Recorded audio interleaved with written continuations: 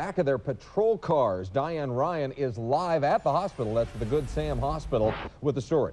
That's right, and the good news is this morning they probably will be released. They're doing quite well here. We're here at Banner Good Samaritan. You can see behind me two DPS officers waking up here this morning after recovering from an accident. A teenage driver slammed into the back of their patrol cars on the Loop 101 near Glendale last night. This happened just after the big Mexico-USA soccer game was ending at the University of Phoenix Stadium. The DPS officers were sitting off the side of the freeway. Their job was to make sure that traffic ran smoothly. It was a sold-out game and traffic was heavy. Now, as they were sitting off to the side of the freeway, a teenage driver in a silver car, lost control and hit the patrol cars.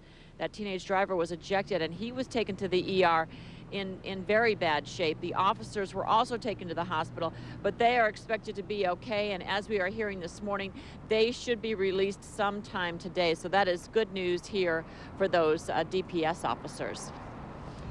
All right, Diane, thanks very much. As Diane mentioned, that driver only 17 years old, and we could tell you the state is now moving closer to putting more restrictions on young drivers like that. The full state Senate will soon take up a bill aimed at teenagers behind the wheel. Under the bill, teens would not be able to drive from midnight to 5 a.m. until they had their license for 6 months. They would also be limited to one passenger who was under 18 at the time. Well, accused of a shocking crime, a Mesa mom is behind bars this morning.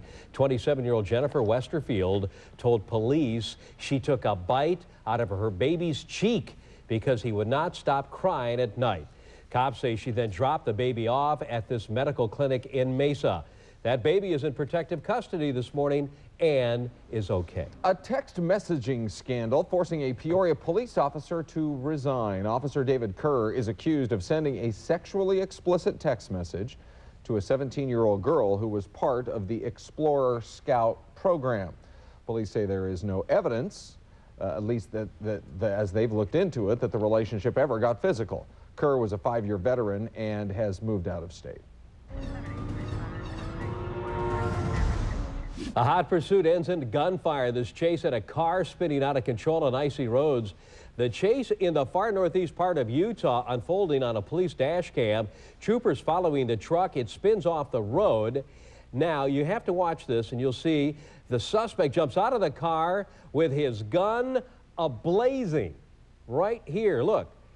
Police fired back and they killed a guy. The chase happened last year, but the videotape is just now being released.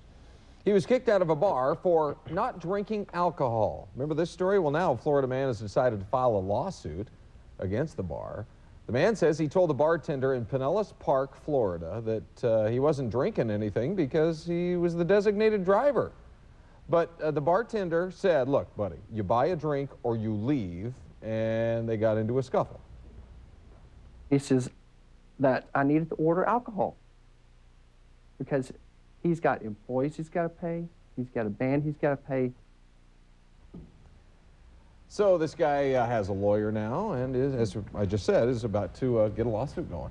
All right, well, we first heard about this other guy several months ago. He's the owner of a cheesesteak restaurant in Philly, and he posts a sign telling customers to order in English only. Well, now the city is investigating him, saying that he may have discriminated against the immigrants. There's that sign.